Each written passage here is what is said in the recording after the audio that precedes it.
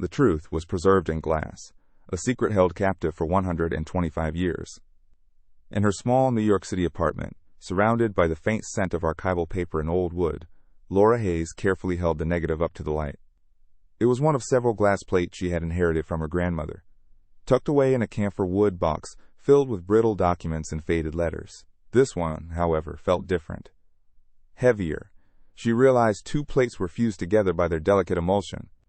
With the painstaking patience of a historian, she worked them apart, revealing a second, nearly identical image. It was a photograph taken on April 15, 1898, at a place called Oak Haven Plantation, a sprawling cotton estate in the humid low country of South Carolina. A place where a little girl in a yellow dress had smiled, just moments before vanishing from the world forever. The year 1898 smelled of wet earth and sweet magnolia blossoms. Oak Haven Plantation was a world unto itself, a kingdom of white columns and sprawling verandas that stared out over endless fields of cotton. The air was thick, almost syrupy, heavy with the drone of cicadas and the rustle of Spanish moss that hung from the ancient live oaks like gray, skeletal shrouds. It was a place of profound, almost theatrical beauty, but also of a deep, unspoken tension. In the distance, beyond the manicured gardens and the formal brick pathways, one could always hear the faint melodic hum of Gullah Geechee spirituals rising from the sharecropper cabins, a constant, rhythmic reminder of the two separate worlds that coexisted on the same patch of land, one built on the silence of the other. The grand house stood as a monument to Gilded Age wealth, but its foundations were much older, steeped in a history the family preferred to ignore. Life within the Vance family home was governed by a rigid and suffocating propriety. The patriarch, Harrison Vance, was a severe man of 45, his face framed by a thick mustache and an unyielding gaze that missed nothing. He was obsessed with the honor of his name and the yield of his cotton fields, and he ruled his family with the same stern authority he used on his workers. His wife, Beatrice, a woman of 40 whose beauty had faded into a state of perpetual melancholy, spent her days overseeing the household staff, attending services at the local Episcopal church, and nursing a quiet, unnamed sorrow. Their formal breakfasts in the grand mahogany dining room were defined by silence, broken only by the clinking of silverware against porcelain and Harrison's curt instructions for the day. Love was a currency they did not trade in. Appearance was their only law. In this cold, opulent world, the children, William and Eleanor, lived an isolated existence. 12-year-old William was on the cusp of adolescence, feeling the immense pressure from his father to become a stern, unfeeling man. He was torn between a deep, protective love for his younger sister and a growing exasperation with her ways. 7-year-old Eleanor Vance was a quiet, observant child who lived in a universe of her own making. She would spend hours at the edge of the formal gardens, where the wilderness began to creep in, talking to insects and building tiny, elaborate memorials for fallen birds with petals and stones. She told her brother she could see faces in the gnarled bark of the cypress trees, a confession that made William both worried and strangely proud. Their bond was a fragile secret, a small pocket of warmth in a house that offered none. Their world was overseen by Emily Croft, the 19-year-old governess. The daughter of a Charleston merchant whose fortunes had collapsed, Emily was educated and refined, but economically vulnerable, a position that made her both a part of the family and eternally separate from it. She was responsible for the children's lessons in literature and penmanship, but her true task was to keep Eleanor's peculiarities from troubling the austere peace of the household. From a distance, another pair of eyes often watched the children. Silas Johnson, a young sharecropper of 22 known for his quiet nature and skill with the mules, would see them playing near the river as he worked the fields. He was a silent, peripheral figure in their lives, a man from a world they were taught to see but never acknowledge, unaware that his fate would soon become entangled with the Vance family's carefully constructed tragedy. The days at Oak Haven began not with the sun, but with the solemn chime of the grandfather clock in the main hall. Its heavy, resonant toll at 6 o'clock was the signal for the house to stir. In the kitchen, the air would slowly fill with the comforting, earthy scent of chicory coffee brewing and stone-ground grits simmering on the cast-iron stove. Beatrice Vance would descend the grand staircase first, a figure in gray silk, her face a mask of placid resignation. She would walk through the kitchen, her presence more of an inspection than a greeting, ensuring the silver was polished and the biscuits were rising correctly. She rarely spoke, her instructions delivered through a subtle gesture or a pointed look, a silent language of command that the staff understood perfectly. Her world was one of textures and scents, of order maintained against an encroaching, unspoken chaos. Harrison Vance's morning was a ritual of absolute control. He would emerge from his study at precisely 7:30, already dressed in a starched collar and a dark waistcoat, the scent of bay rum and cigar smoke clinging to him like an aura. He would sit at the head of the long mahogany dining table, his newspaper folded neatly beside his plate. The family breakfast that followed was a performance of silence. The clinking of a fork against porcelain sounded like a gunshot in the cavernous room.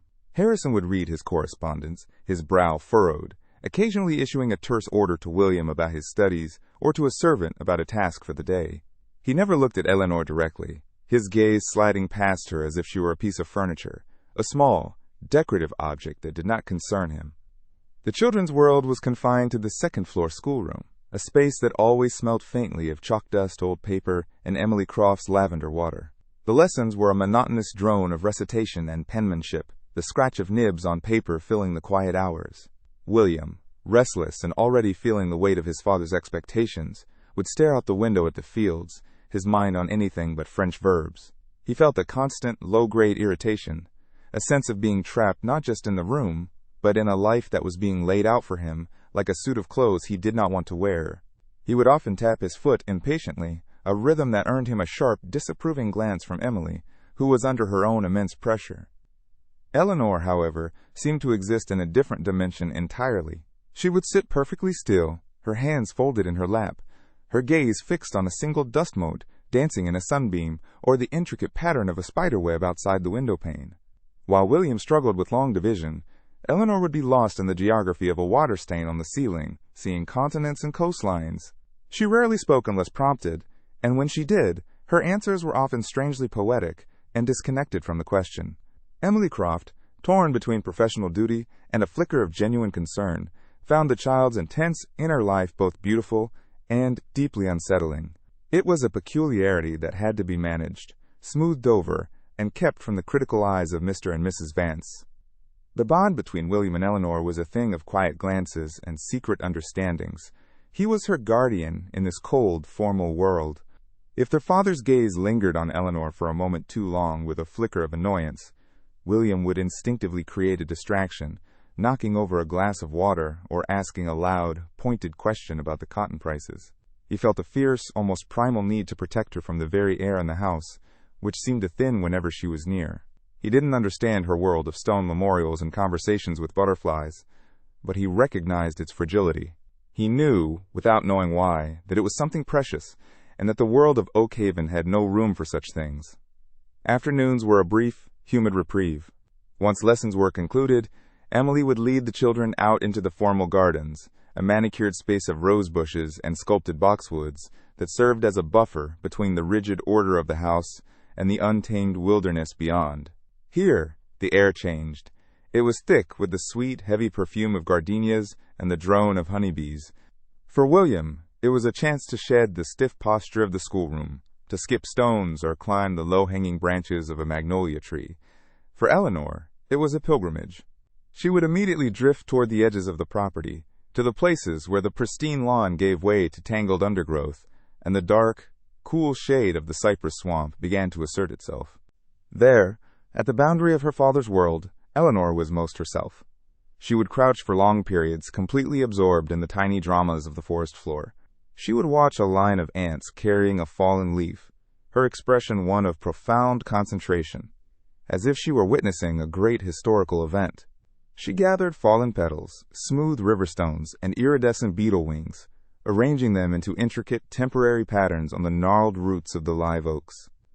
She told William these were maps of the sky, a secret language only she could read. He would watch her from a distance, a knot of worry and wonder tightening in his chest, feeling the profound gap between his world and hers, a gap he was desperate to bridge, yet powerless to cross. Emily Croft's role was one of perpetual, anxious watchfulness. She was paid to educate, but her real job was to be Eleanor's keeper, to ensure the child's strange habits remained a private matter. She followed the children into the garden, her book of poetry often lying unopened in her lap, her eyes constantly scanning for the small figure in the yellow dress. Emily was an outsider, caught between the aloofness of the Vances and the deference of the staff. Her own future was precarious, dependent entirely on the goodwill of a man who showed none.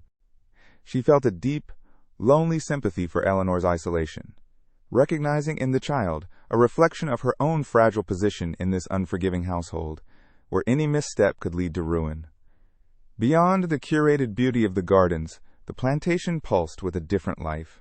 From dawn until dusk, the air carried the rhythmic sounds of labor, the steady thud of axes splitting wood, the jingle of harnesses on the mules, and the distant melodic cadence of Gullah Geechee spirituals rising from the sharecropper cabins. These were the sounds of the world that made Oak Haven possible, a world Harrison Vance owned but did not inhabit. For the children, it was a background hum, as natural and constant as the cicada's song. They were taught to see the people who worked the fields as part of the landscape, no different from the cotton stalks or the cypress trees, figures without names or stories of their own. Among those figures was Silas Johnson, a young man of 22. He was known for his quiet strength and his almost preternatural ability to calm the stubbornest mules. He worked the fields that bordered the river, his dark skin glistening with sweat under the relentless South Carolina sun. From this distance, he often saw the Vance children, two small, pale figures moving near the edge of the woods.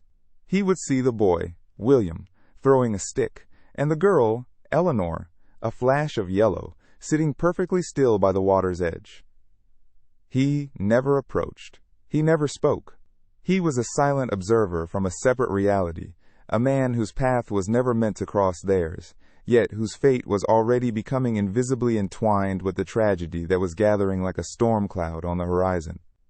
Sundays were a public affair, a weekly performance of the Vance family's unshakable piety and social standing.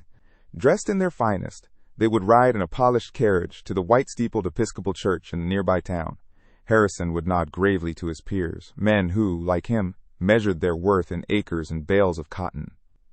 Beatrice would exchange pleasantries with the other wives, her smile a delicate, practiced thing that never quite reached her sad, distant eyes. The children were expected to be models of decorum, sitting ramrod straight in the hard wooden pew, their hands folded, their faces impassive. The sermons on sin and redemption washed over them, a tide of words that seemed to have no connection to their silent, airless lives at the plantation. The evenings at Oak Haven descended into a deeper, more profound silence. Dinner was an even more formal and somber affair than breakfast. The dining room, lit by the flickering, unsteady glow of gas lamps, seemed to grow larger and darker as shadows danced in the corners. The only sounds were the ticking of the clock and the soft footsteps of the servants clearing the plates. After the meal, Harrison would retreat to his study, closing the heavy oak door behind him, a definitive end to the day's interactions. Beatrice would retire to her sitting room, with her needlepoint, her stitches small and perfect, a quiet battle against the unraveling of her own spirit. The house became a tomb of unspoken griefs and resentments. In their separate rooms, the children found their own ways to endure the quiet. William would often read adventure novels, stories of pirates and explorers, losing himself in worlds far from the suffocating gentility of his own. He longed for an escape he could not articulate, a life of action and meaning. Across the hall, Eleanor would not read. Instead, she would arrange her treasures on the windowsill, the smooth gray stone, the vibrant blue jay feather, the fragile, empty cicada shell. She would touch each one gently, her silent companions in the encroaching darkness. Sometimes a whispered, "Good night, Ellie," would float from William's room, and a soft, "Good night, Will," would come back, a fragile thread of connection in the vast, lonely house. As the moon rose high over the fields, casting the Spanish moss and silver, Oak Haven would finally fall completely still. The great house stood as a monument to a carefully constructed illusion of prosperity and order. Its white columns gleamed, its windows dark and empty like vacant eyes. But inside its walls, a family was slowly coming apart, hollowed out by the secrets they kept, and the love they could not express. The air itself seemed heavy with anticipation, holding its breath for the single, sunny afternoon that was fast approaching. An afternoon when a picnic by the river and the click of a camera's shutter would set in motion a tragedy so quiet and so complete that its echo would be felt for more than a century.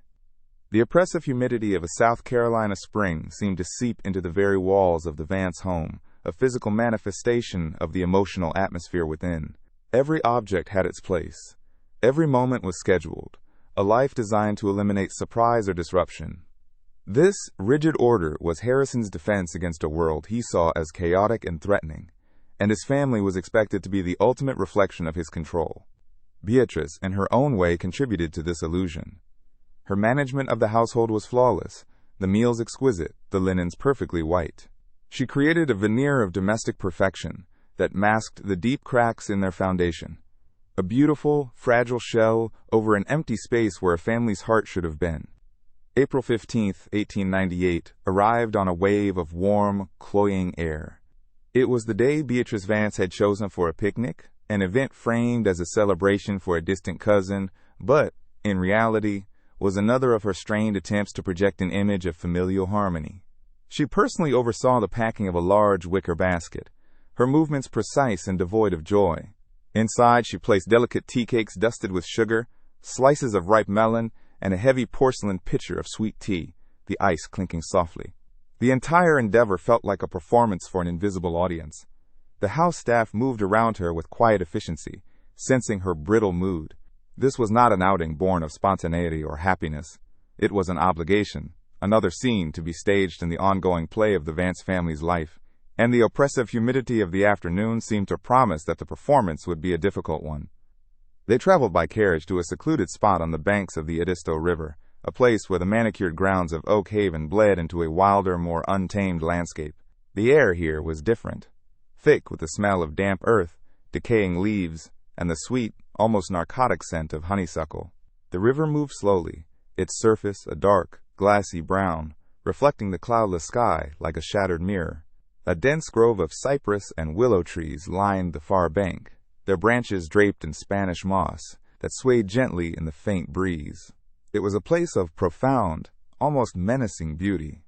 The constant, high-pitched drone of cicadas filled the air, a sound so pervasive it felt like the sound of the heat itself, a relentless, shimmering hum that settled over everything. Beatrice chose a spot under a sprawling live oak and spread a pristine white linen blanket over a patch of grass. Her gestures were deliberate, as if she were setting a formal dining table.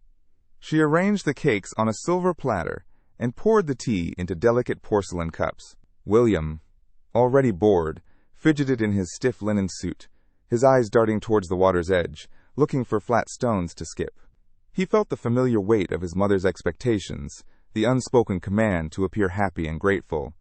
Emily Croft, the governess, stood nearby, a silent observer tasked with managing the children, her own discomfort masked by a practiced, professional calm. The scene was a perfect tableau of Gilded Age leisure, beautiful and utterly lifeless, a carefully constructed island of civility against the encroaching wilderness. Eleanor, as always, seemed to exist on a different plane. The carefully arranged picnic held no interest for her. She had barely sat down before her attention was captured by a flash of brilliant color. A large yellow swallowtail butterfly danced in the air near a patch of wild phlox, its wings beating in a frantic, joyful rhythm. For Eleanor, it was not just an insect. It was a messenger, a tiny, living piece of sunlight. She watched it, her face a mask of pure, unadulterated focus, her lips slightly parted in wonder. The world of linen blankets and tea cakes dissolved around her. There was only the butterfly, a silent invitation to a world more real and vibrant than the one her family inhabited. Her yellow dress seemed to echo its color, a small, earthbound reflection of the creature in the air. It was Emily Croft who suggested the photograph. The family had recently acquired a new glass plate camera, a heavy, cumbersome device of polished wood and brass, and she had been tasked with learning its operation. It seemed a perfect opportunity to capture the manufactured perfection of the moment. She retrieved the camera from its leather case, her movements careful and a little clumsy. Setting up the tripod on the uneven ground, she disappeared under the dark focusing cloth, her voice muffled as she directed the children to pose. For Emily, this was a duty, a way to prove her worth and usefulness to the Vances. Her mind was on the composition, the light, the delicate chemical process, not on the small girl whose attention had already begun to drift away from the scene. She framed the shot with painstaking care. William, ever conscious of his role as the future patriarch, sat up straight, his expression a solemn imitation of his father's stern gaze. He looked directly into the lens, a boy trying desperately to be a man. Beside him, Eleanor was a study in contrast. She was not looking at the camera. Her head was turned slightly, a soft, genuine smile gracing her lips, her eyes fixed on the butterfly as it fluttered just beyond the frame. It was a smile of pure, private delight, a moment of unscripted happiness in a life defined by rules. Emily, seeing the composition was as good as it would get, slid the glass plate into place. The soft click of the shutter was barely audible above the drone of the cicadas, freezing that fleeting fractured moment forever in silver and glass. Unsatisfied with the first attempt, fearing she might have blurred the image or misjudged the light, Emily decided to take a second plate. It was a common practice for photographers of the era, a safeguard against the uncertainties of the medium. "Just one more," she announced from under the cloth, her voice distant. She swapped the plates with practiced efficiency, the entire process taking less than a minute. The scene was nearly identical. William's posture had not changed, his serious expression fixed. Eleanor's smile may have deepened slightly, her connection to her secret world unbroken. The light was the same, the shadows in the same place. It was a ghost image of the first, a near-perfect duplicate, capturing the final seconds of normalcy before the placid surface of the afternoon was irrevocably broken. The photograph taken, the performance was over. Emily emerged from under the dark cloth, blinking in the bright sunlight, her duty fulfilled. At that exact moment, she noticed William, who had finally given in to his restlessness, skipping a flat stone across the river's dark surface. The stone bounced 3, 4, 5 times before sinking. "William, stop that at once," Emily scolded, her voice sharp with the mild authority of her position. It was a trivial, forgettable exchange, the kind that happens 1,000 times between a governess and a child. But it was a critical lapse. For those few seconds, her attention was diverted completely to the boy. All eyes, Emily's, Beatrice's, were on William. No one was looking at the small flash of yellow at the edge of the blanket. In that brief window of inattention, Eleanor followed her guide. The yellow swallowtail had drifted from the flowers towards the cool, dark shade of the cypress grove. For the child, it was an irresistible pull. She slipped off the blanket, her small shoes making no sound on the soft grass, and moved toward the trees. The transition from the bright, open sunlight of the picnic area to the deep, dappled shade of the woods was swift. The air grew cooler, the scent of damp earth more potent. The dark trunks of the cypress trees rose up like the pillars of a vast, silent cathedral. She was not running away. She was simply following a thread of beauty, oblivious to the fact that she was crossing a threshold from which she would never return. The background of the photograph that Emily had so carefully composed held its own secrets. Behind the children, the Edisto River flowed dark and indifferent. Beyond it, the dense wall of cypress and willow trees stood like silent witnesses, their heavy branches and thick moss creating pockets of impenetrable shadow, even in the bright afternoon sun. It was a chaotic, tangled backdrop, a stark contrast to the ordered scene in the foreground. Later, no one would remember seeing anything unusual. The official family story would hold that Harrison Vance was miles away in Charleston, attending to business matters, a fact that lent the day its tragic, fatherless quality. But the camera's unblinking eyes saw more than they did, capturing not just the children's faces, but the silent, waiting landscape, and the deep, dark shadows that were about to swallow a little girl whole. When Emily Croft turned back, the world had tilted on its axis. The spot on the white linen blanket where the small, yellow dress had been was now empty. The absence was so sudden, so absolute, it felt like a tear in the fabric of the afternoon. A quiet question, "Eleanor?" hung in the humid air, unanswered. Emily's heart gave a single, hard thud against her ribs. She called the name again, louder this time, her voice tight with a rising, metallic taste of fear. The only reply was the ceaseless, indifferent drone of the cicadas and the gentle rustle of the cypress leaves. The yellow swallowtail butterfly was gone, and so was the child who had followed it. The vibrant, sunlit world of a moment ago had become a place of deep, menacing shadows and a terrifying, bottomless silence. Beatrice Vance's hand flew to her mouth, her porcelain composure shattering like a dropped plate. A strangled, guttural sound escaped her throat, a noise of pure, primal panic that none of her family had ever heard before. She scrambled to her feet, her elegant dress catching on a stray root, her eyes wide and scanning the tree line with a frantic, desperate energy. William stood frozen, the flat stone still in his hand, the ripples he had made on the river's surface already vanishing.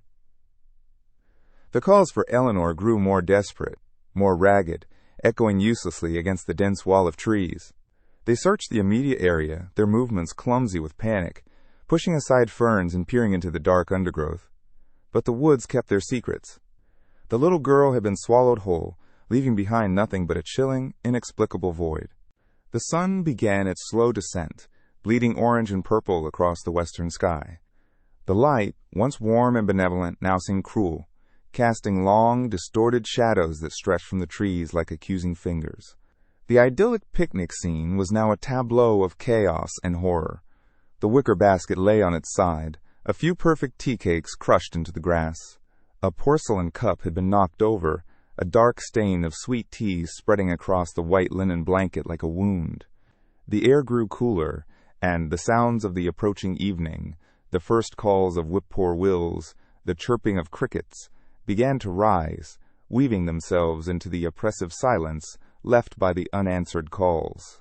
The beauty of the low-country landscape had revealed its other face, one of wild, untamed indifference to human sorrow. The frantic carriage ride back to the great house was a blur of thundering hooves and choking dust. The news spread through Oakhaven like a wildfire. A heavy iron bell, normally used to signal the end of the workday, was rung with a frantic clanging urgency that spoke of disaster. The rhythmic sounds of labor in the fields ceased abruptly. Workers straightened up, their faces turning towards the main house, a silent question in their eyes. Soon, lanterns were lit as dusk settled completely, and the vast, manicured grounds of the plantation transformed into a searching ground. Men who had spent their day picking cotton now moved through the darkness, their faces grim, their voices calling a name that was already beginning to sound like a ghost's. The orderly world of Oakhaven had been thrown into complete disarray. Harrison Vance returned from his business in Charleston to a nightmare. He arrived not with the panicked grief of a father, but with the cold, contained fury of a king whose domain had been violated. His face was a mask of stone, his eyes sweeping over the chaotic scene with an unnerving detachment. He did not rush to comfort his weeping wife. Instead, he immediately took command, his voice sharp and cutting as he barked orders to the foreman and the assembled workers. He organized them into disciplined search parties, directing them with the same ruthless efficiency he used to manage his cotton fields. To an outside observer, it looked like a man desperate to find his child, but to those who knew him, his actions were driven by something else: the intolerable shame of a disruption, a stain on his name and his absolute control. The search continued for 3 days and 3 nights, a desperate, exhaustive effort that yielded nothing. Men on horseback rode the perimeter of the vast property, while others, on foot, waded into the murky, snake-infested waters of the Edisto River, dragging its bottom with long, hooked poles. They combed every inch of the cypress grove, their lanterns cutting feeble paths through the oppressive darkness, the Spanish moss brushing against their faces like ghostly fingers. The woods gave back nothing. The river gave back nothing. It was as if Eleanor Vance had simply evaporated into the humid air. The search parties grew smaller each day, their calls less frequent, their hope dwindling with the rising of each new sun, until finally, Harrison called it off, his face a grim testament to a defeat he could not accept. Beatrice Vance retreated from the world. She was led back to her room on the second floor, a fragile, silent figure, and she did not emerge. The heavy oak door remained closed. She refused all food, the silver trays left outside her door growing cold and being taken away untouched. The staff spoke of her only in whispers, saying she had become a ghost in her own house. Through the thick door, no sound could be heard. No weeping, no prayers, only a profound, bottomless silence that was more terrifying than any scream. She had built her life on a foundation of perfect order, and with Eleanor's disappearance, that foundation had crumbled to dust. Her grief was a private seal tomb from which she had no desire to escape, a self-imposed exile from a world that had become unbearable. William was consumed by a silent, suffocating guilt. The world had gone quiet for him, too. He stopped speaking entirely, his voice locked away with the memory of that final, sun-drenched moment by the river. He replayed it endlessly in his mind. The feel of the smooth, flat stone in his hand, Emily's sharp scolding, the satisfying splash as it skipped across the water. He was convinced that his single, childish act of defiance had created the window of time in which his sister had vanished. He was the one who had drawn every eye, and in doing so, had left Eleanor unprotected. He would sit for hours in the empty schoolroom, his gaze fixed on her small, vacant chair, his 12-year-old shoulders slumped under the impossible weight of a responsibility he could not articulate. The story of the missing Vance girl rippled through the surrounding community, becoming a cautionary tale whispered on front porches and in general stores. Neighbors who were questioned by the sheriff recalled, with a sad shake of their heads, that Eleanor was always a peculiar child. They described her as dreamy, distant, a little girl who lived more in her own head than in the real world. They said it with a kind of pity that bordered on judgment, as if a child so different was somehow destined for a tragic end. The most common theory, the one that settled into the local lore, was that she had slipped and fallen into the river. The Edisto was slow, they said, but it was dark and deep in places, and it had a way of holding on to what it took. Among the Gullah Geechee sharecroppers, however, a different story was told, in hushed tones, far from the ears of Harrison Vance and the sheriff. The older women, their faces etched with the wisdom of generations, did not believe the river had taken her. They spoke of the woods, of the dark, powerful spirits that lived in the deep shade of the cypress trees. They whispered of the Boo-Hag, a malevolent, skinless entity from their folklore that could trick the unwary, and steal the very breath from a child who wandered too far from the safety of the light. It was an old story, meant to keep their own children close, but in the wake of Eleanor's vanishing, it felt less like a myth and more like a chilling, plausible truth. The official investigation was brief and perfunctory. The county sheriff, a man whose political fortunes were deeply intertwined with Harrison Vance's patronage, conducted a handful of interviews and wrote a short, concise report. His questions were designed not to uncover truth, but to confirm a narrative. He spoke to a distraught Emily Croft, a silent William, and a few of the field hands. He accepted Harrison's version of events without question. With no body, no witnesses, and no ransom note, the official conclusion was recorded as disappearance by means of accidental drowning. The case was closed within a week, the file tucked away, a neat and tidy end to a messy and inconvenient tragedy for the county's most powerful family. In the search for someone to blame, suspicion fell quickly and unfairly upon Silas Johnson. During the sheriff's questioning, the young sharecropper had quietly admitted to seeing the children from the fields where he was working. He told the truth. He had seen the boy skipping stones and had noticed the girl's yellow dress near the edge of the woods. His simple, honest observation was twisted into something sinister. Why was he watching the children of his employer? What was he doing so close to the river? His quiet nature, once seen as a virtue, was now interpreted as sullen guilt. Though there was not a shred of evidence to connect him to the disappearance, the unspoken accusation hung in the air, heavy and poisonous. Harrison Vance fired him without a word of explanation. Silas was simply told by the foreman that his services were no longer needed at Oak Haven. He packed his few meager belongings into a burlap sack, his face a mask of quiet, wounded dignity. He did not protest or plead his case. He knew it was useless. He had been tried and convicted in the court of rumor and prejudice.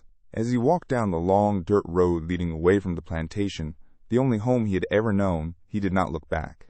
He became another casualty of the tragedy, a man erased and exiled, his name forever whispered in connection with a crime he did not commit. Emily Croft was the final loose end to be tied up and discarded. A week after the search was abandoned, Beatrice Vance emerged from her room for the first time. She summoned the governess to the parlor, her face pale and drawn, her eyes holding a cold, dead light. In a voice made raspy from disuse, she informed Emily that her employment was terminated, effective immediately. The charge was gross, unforgivable negligence. Emily's pleas, her tearful explanations of the single, distracted moment, fell on deaf ears. She was sent back to Charleston in disgrace, her reputation ruined, the story of her failure preceding her.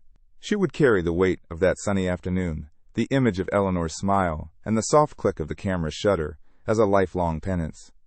A new, more permanent silence descended upon Oak Haven Plantation. With the investigation closed and the scapegoats exiled, the Vance family sealed the tragedy away. The name Eleanor was never spoken aloud again within the walls of the great house. Her bedroom door was locked, and over time, it became just another door in a long, quiet hallway. The family resumed its rigid, formal routines, performing a hollow pantomime of their former lives. But the illusion of order was gone, replaced by a brittle, cold emptiness. The grief was not processed, it was buried, a toxic secret that festered beneath the manicured lawns and polished floors, poisoning the very heart of the family for a century to come. Time began to lay its slow, soft blanket of dust over the tragedy at Oak Haven. The first year passed, then a second. Eleanor's 7th birthday came and went in a shroud of suffocating silence. No cake was baked, no gift was purchased. The day was marked only by a deeper quiet in the house, a more profound melancholy in Beatrice's vacant gaze as she stared out the window toward the river. Harrison's control over the household became even more absolute, a desperate attempt to impose order on a world that had proven to be chaotic. He never mentioned his daughter's name, and by his silent command, no one else did either. The great house, once a symbol of his power, became a monument to his failure, its hallways echoing with the absence of a child's footsteps. The memory of Eleanor was not fading, it was being actively, violently suppressed. William grew into a young man, his body stretching into the awkward angles of adolescence, but his spirit remained frozen on that riverbank. The guilt he carried was a physical weight, rounding his shoulders and keeping his eyes fixed on the ground. He learned to navigate the world with a somber quietness that his father mistook for maturity. He excelled at his studies, not out of passion, but out of a grim sense of duty, a penance for a sin he could not name aloud. He never returned to the picnic spot, and he would take long, circuitous routes to avoid the path that led to the river. The adventure novels of his youth were replaced by textbooks on agriculture and finance, the tools of the life he was expected to lead, a life devoid of the magic and wonder his sister had once embodied. Eleanor's bedroom on the 2nd floor became a sealed mausoleum. The day after the search was called off, Beatrice had entered it one last time, her movements stiff and robotic. She had smoothed the covers on the small bed and drawn the curtains, plunging the room into a perpetual twilight. Then she had locked the door and slid the key into her pocket. Behind that door, time stopped. Dust motes danced in the slivers of light that penetrated the curtains, settling gently on a collection of treasures left on the windowsill.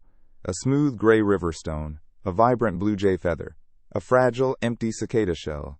They were the last remnants of a secret world, silent witnesses in a room that held its breath for a century, its existence a painful, throbbing presence in the heart of the house. Decades bled one into the next, carrying Oak Haven from the Gilded Age into the uncertainties of the 20th century. The world outside changed with bewildering speed.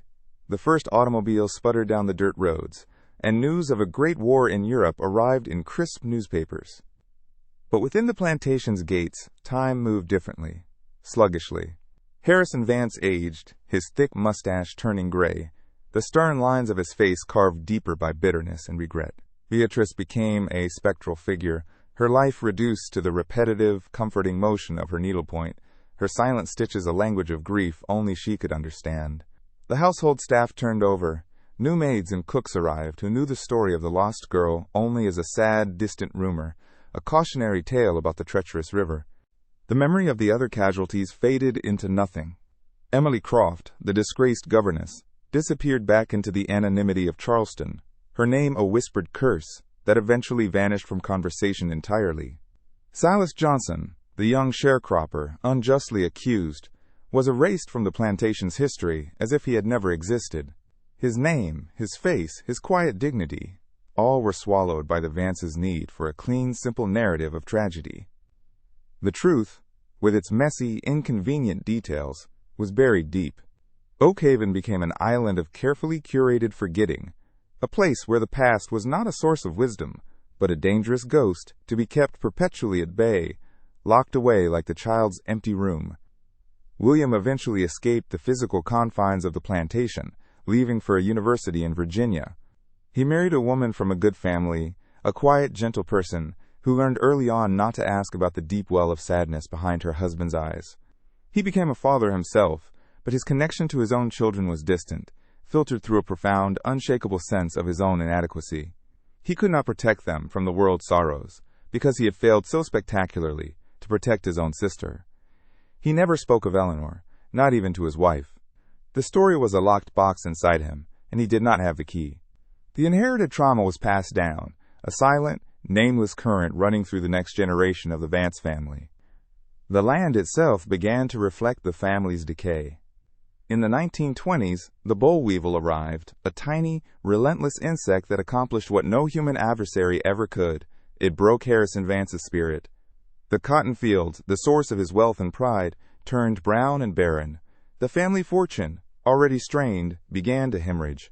Piece by piece, the vast acreage of Oak Haven was sold off to pay mounting debts. The grand house, once impeccably maintained, began to show its age. Paint peeled from the majestic white columns like sunburnt skin, shutters hung crookedly from their hinges, and the formal gardens were slowly reclaimed by the tenacious wilderness of the Low Country, a visible surrender to the forces of time and nature. The original architects of the silence passed into dust. Harrison Vance died in his study in the winter of 1928, a bitter, defeated patriarch surrounded by the ledgers of his failed kingdom. Beatrice followed 2 years later, slipping away in her sleep, her passing as quiet and unobtrusive as her life had become. They were buried side by side in the family plot at the Episcopal Church, their graves marked by a single, massive granite headstone bearing the Vance name. With their deaths, the active suppression of the memory ended, but the silence they had cultivated for 30 years had taken on a life of its own. It was a living entity in the house, a permanent resident that outlasted its creators. William inherited the diminished estate, a place that held for him nothing but the ghosts of his own failure. He visited only when necessary, his stays brief and painful. The door to Eleanor's room remained locked. He never once turned the key. Eventually, unable to bear the financial or emotional burden, he sold the last remnants of Oak Haven to a family from the north, who were charmed by its decaying antebellum grandeur. The house passed through several hands over the ensuing decades, its story morphing into a romantic local legend. Tourists would sometimes stop to take pictures of the picturesque ruin, whispering about the tragic little girl who had drowned in the river, a ghost story that bore little resemblance to the cold, calculated cruelty of the truth. The camphor wood box, filled with brittle letters and glass plate negatives, became a traveling relic. It followed William's line as they moved further and further from the South Carolina Lowcountry, a tangible piece of a past they barely understood. It was passed from a father who could not speak of it, to a daughter who knew not to ask, and finally to a great-granddaughter, Laura Hayes, living in a small apartment in New York City. By 2023, 125 years after that sun-drenched, tragic afternoon, the story of Eleanor Vance was little more than a faded entry in a family tree. But the truth had not vanished. It was merely sleeping, preserved in silver and glass, waiting patiently for the moment it would finally be brought into the light. The year 2023 smelled of archival paper and the faint, sweet scent of decay. In her small, quiet apartment in New York City, Laura Hayes worked under the focused glow of a desk lamp, the city's distant hum a world away. As a historical photograph archivist, she moved with a methodical grace, her hands accustomed to the delicate dance with the past. The camphor wood box from her grandmother sat open, its contents a puzzle of her family's history. She had spent days sorting through brittle letters and faded documents, but her attention kept returning to the glass plate negatives. One, in particular, felt heavier, thicker. She held it to the light, her brow furrowing. The emulsion of 2 plates had fused them together, a common casualty of time and improper storage. For a century, they had been a single, silent object, hiding one truth behind another. With the painstaking patience of a surgeon, Laura began the delicate process of separation. She set up a shallow tray with distilled water, her movements slow and deliberate. For hours she let the plates soak, the water gradually loosening the century-old bond. She used a thin, flexible spatula, gently probing the edges, feeling for the slightest give. The air in the room was still, the only sound, the soft click of her tools against the glass, and her own steady breathing.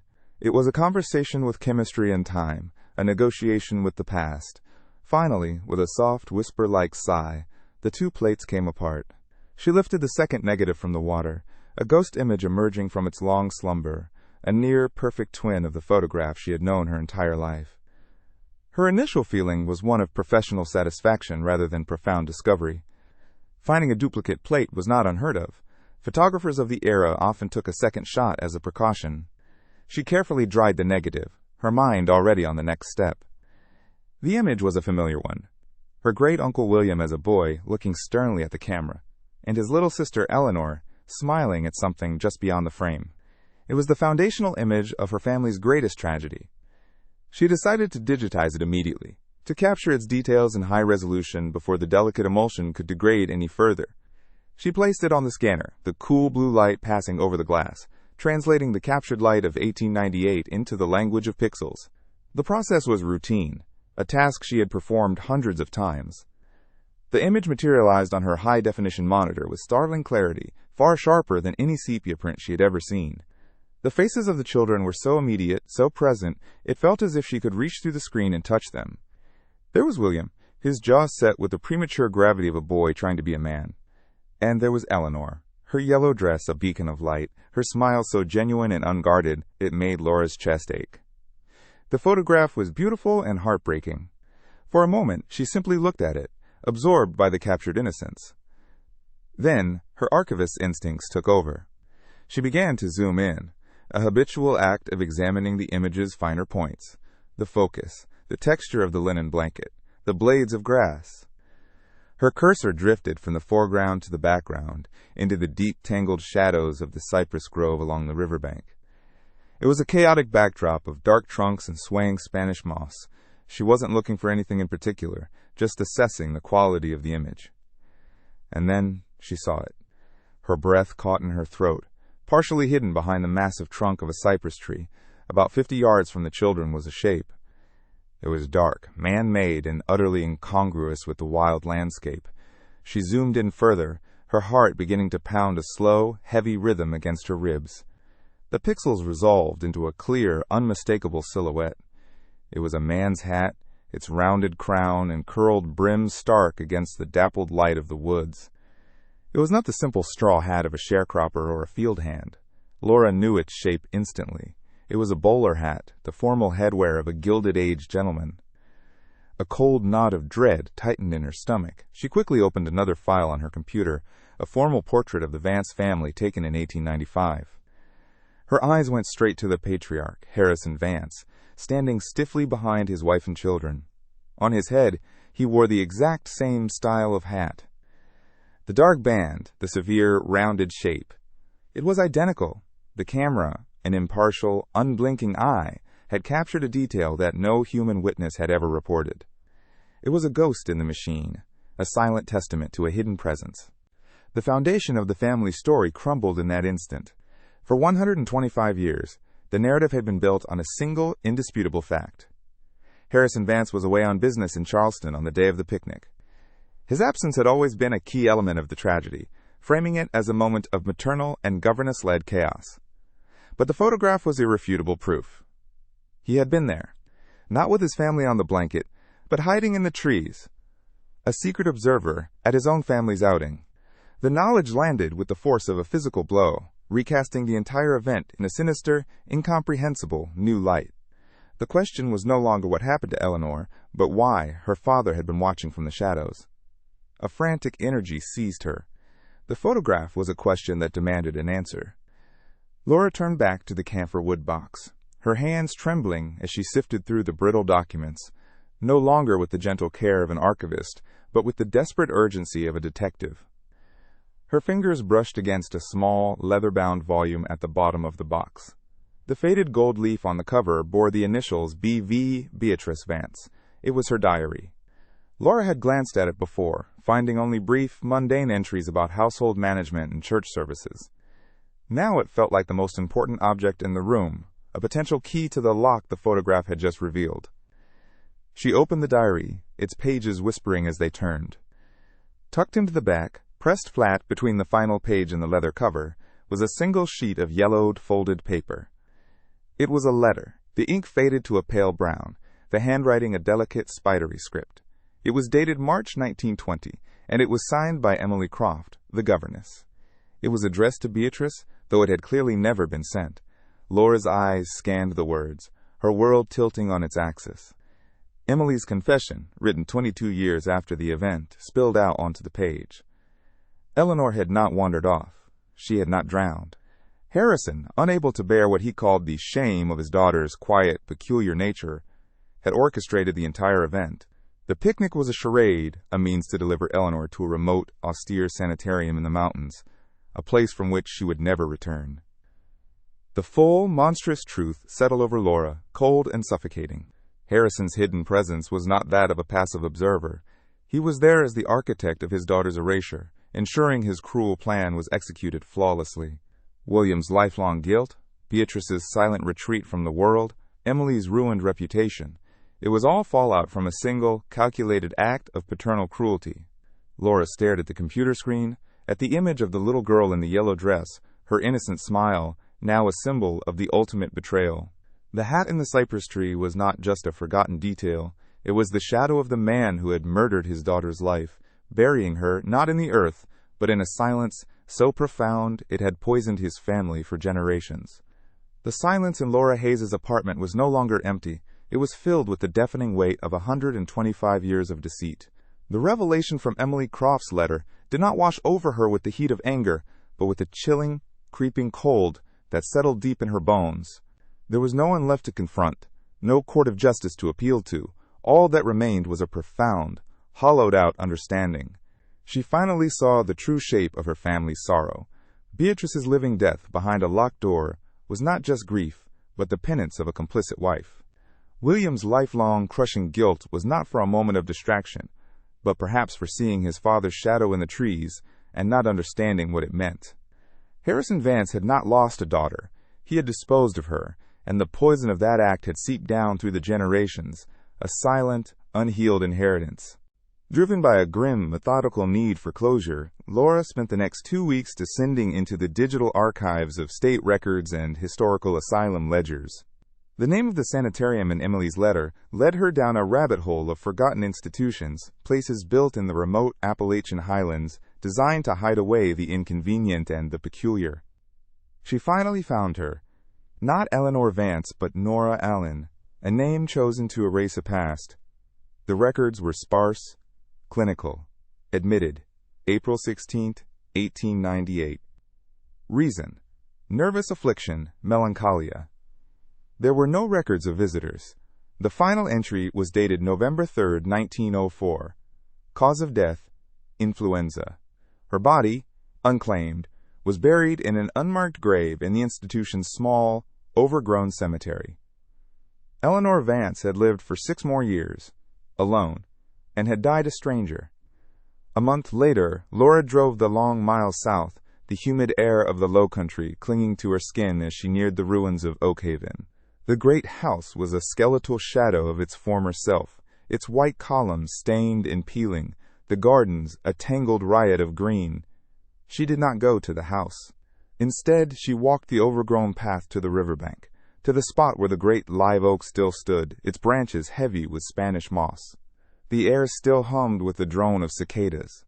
She stood there for a long time, the ghosts of that afternoon pressing in on her. Then she knelt and placed a single smooth gray stone, which she had carried from New York, at the base of the tree.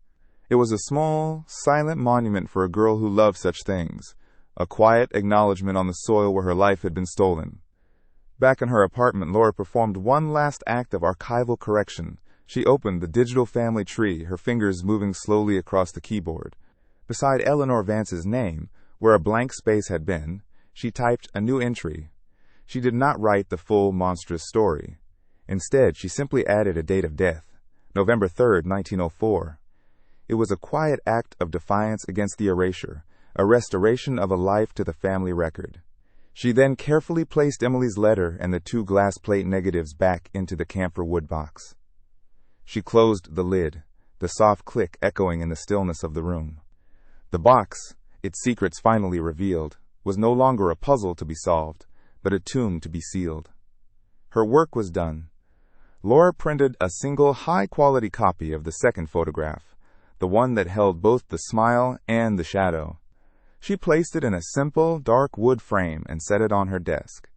For a long time she stared at it, her eyes tracing the innocent curve of Eleanor's smile, then moving to the dark shape of her father's hat hiding in the trees.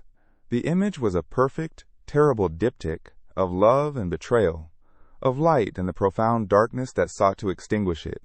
Then, with a slow, deliberate movement, she reached out and turned the frame around, leaving its face to the wall. Some truths offered no peace, only the quiet, heavy certainty of a wound that would never close.